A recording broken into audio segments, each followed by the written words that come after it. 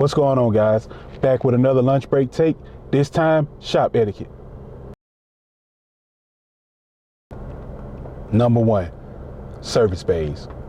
The service bay is the lifeline of the shop, the technician's best friend. All the money that he makes happens in the bay. So of course some technicians are overprotective of their areas. But at the same time, if it's a bigger shop, nobody's gonna say anything. But at a smaller shop, bay real estate is extremely important. So what you need to do is figure out what works best for you. If you have to pull a car in, diagnose it, put it back together, back it out, and pull another car in until that car is sold so you can keep rocking and rolling, that's what you have to do. Don't be the guys that are like, pull in the car, break it down, then pull in another car in another bay, break it down, pull a car in another bay and break it down, and then go and sit down while other guys are trying to work. Because now you have 3 bays torn down, and don't get me wrong, they gave you those tickets, you need to work on those tickets. But you're not the only person that works in the shop. And we're talking about shop etiquette here. So how about we be the best we can be, but also leave all the other technicians places to work too? Because at the end of the day, if you're the only technician in the shop, it's not going to make any money. So you have to do things that are really selfish, but they don't seem like they're selfish. Letting other people work, it doesn't seem like it's selfish, but it actually is. Because if they can work, then they'll stay there. With you being a one-man show in the shop, it's really going to be hard to keep the doors open and you get paid. But back to the bays. You keep your bay clean, you keep it prepared, and you keep it organized. So when the car is ready, you can pull it in, you can rock and roll. If it gets to the point where you're like, well, this customer's deciding we have to pull it out, pull another car in, knock that car out, and just be efficient as you can in the limited real estate you got. Now, in the ideal world, of course, every technician will love 5, 6 bays, whatever you want to do, line them up, break them down, and whenever the parts get there, the approval come in, we can knock them all out. But most shops don't operate like that. Most shops have maybe 10 bays, maybe 6 techs. So it's going to be some moving around, some sharing some space. And that's what we're talking about here. Sharing the space and making sure everybody can eat, but at the same time, doing what's best for you. That's a delicate balance, but we can get to it. Pro tip number 1, try to work as close to your toolbox or your tools as possible. Meaning, if it's like a 5 bay shop or a 10 bay shop, 5 on each side, let's just say your stall is number 6. That's where your toolbox is. You don't want to pull a car in down on number 10. You can do it in a crunch and work, but walking back and forth across the shop, you got to cut down your steps, cut down the traffic, cut down just all this time going back and forth for tooling. You'll be more efficient and actually get the car done a little quicker if you were to clean up your area, pull in the bay 6. If it was a car in there, maybe bay 7, clean up that area and just do it. Don't get fixated on, oh, well, this bay has the pucks that I like to use or the legs that I like to use. I don't want to get on the ground and touch this bay and all this here, but that's where your toolbox is. And we're trying to be most efficient and the best we can be. So if you work in front of your toolbox, that's less steps, less traffic, less bumping into people. Things will rock and roll a lot smoother. Pro tip. 2, cleanliness. Do not be that guy. The guy that leaves stuff all over the shop, this bay, that bay, just makes a mess everywhere he goes and doesn't clean it up.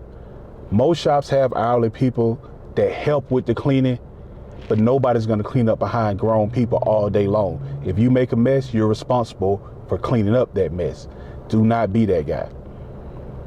Especially if it's in somebody else's work area, because that's going to cause friction. And a lot of times in shops, when there's friction, it's not always a knockout, drag out fight like people says. It's just things that won't be done from here on out. You know, certain guys won't deal with you. They won't talk to you, which it doesn't matter if they talk to you or not. You're there for your money. But a lot of techs are sort of caught up on being friends, and that's not what we're here to do. But still, Don't be the one that makes a mess all over the shop and doesn't clean up behind yourself. That's just horrible. You know, if you see a trash can and you know you've been filling it up, empty the trash can out. It's nobody else's responsibility to do it if you actually filled up the trash can. You know, if you dropped oil on the ground and it's somebody else's work area, clean that up. Don't expect them to do it just because you know when they get there in the morning or they like to work in a clean area that they'll clean it up. That's poor etiquette. That causes tension in the shop. And we don't want tension in the shop, because if everybody works together, we can be the best we can be and we can dominate as a team. And that's what we're trying to accomplish here. Dominating as a team, working together. And if you see somebody struggling with something, I'm not saying go over there and help them, but if you know, like if everybody's doing a joint cleanup thing where it just got out of control, we got backed up and now everybody's cleaning up, even the manager, do not be the guy sitting down. Do not be the guy sitting down. That's gonna hurt you more than anything else. In a shop, the front desk perception of you goes hand in hand with how well you can earn for your family. I know it shouldn't matter, but it does. We just keeping it real, telling things how they are. And everybody was like, oh, if your shop's like that, you could find another shop. You can. But if you're classified as that guy that leaves a mess everywhere and doesn't want to help clean up, that'll hurt your reputation.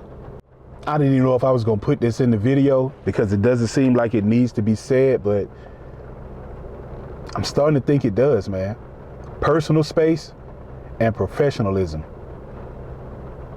First off, personal space needs to be respected at all times. If a man has a toolbox, a tool cart, a buggy, or whatever, you should not be putting parts on top of it. You should not be putting brake fluid, anything on top of somebody else's cart. Because you did not buy it, you did not pay for it, even if they're cool with you. We don't do that in the shop. If they're working on a car and they're like deep into it, you don't need to be hovering over them with your head in the car, because he's laser focused on what he's doing. Talking to him could be distracting him. Something could happen. You're going to walk away. They're going to blame him, even though he should have stayed focused. But distracting somebody while they're working, no. Leave them alone. Step out of their space. Let them stay laser focused, and let's get these cars knocked out. Now, the professionalism part is, true enough, you see a lot of videos, people goofing off in the shop during downtime, and that's fine, man. If you got downtime, you want to do whatever you got to do, clean up, everything is done, you want to just hang out with your homeboys or your co-workers in the shop, that's fine. But understand this is not high school. This is not just outside playing around. This is a place of business. The business is open to make money. The technicians are there to make money. So if somebody doesn't want to play around with you, or horseplay, or whatever you want to call it, don't take it the wrong way. People have lives, families going on outside of this. Like they always say, if I want to play around, I can go home and play with my kids, which is honest and true. That's what we're here to do, is make money and get the job done. There's nothing wrong with having a good time and joking around if time permits. But when it's work to be done, let's just work and be professionals. It's already a lot of people hating our industry. Don't give them any ammunition to hate our industry. Be the best you can be at all times. Always assume that somebody's watching. We cannot slip up, not even once. Everything has to be professional all the time. And if it's not for you, then maybe you need to think about it. And if you think somebody's bagging on you or bringing you down because they're saying, hey, you have to be professional all the time, it's a place of business. You know, cars are very important to people. Nobody has money to buy car after car after car. And if you do, then God bless you. But the average person needs their car to be reliable, dependable, and need to be taken care of. And if they brought it to your shop, they assume you guys are professionals. So handle it that way. Treat that car just like you would treat Not even your car, because I see the way some of you guys treat your car, but just treat it the best you could ever think of treating somebody's car. Like when y'all get that customer that everybody say, oh, this customer's particular, and y'all just want to kid gloves the car, everybody's car should be treated that way. It's no reason not to. That's why when somebody comes in and be like, they're very particular with their car, I'm like, I treat everybody's car the same. I treat it the best that I can every time in. That's professionalism.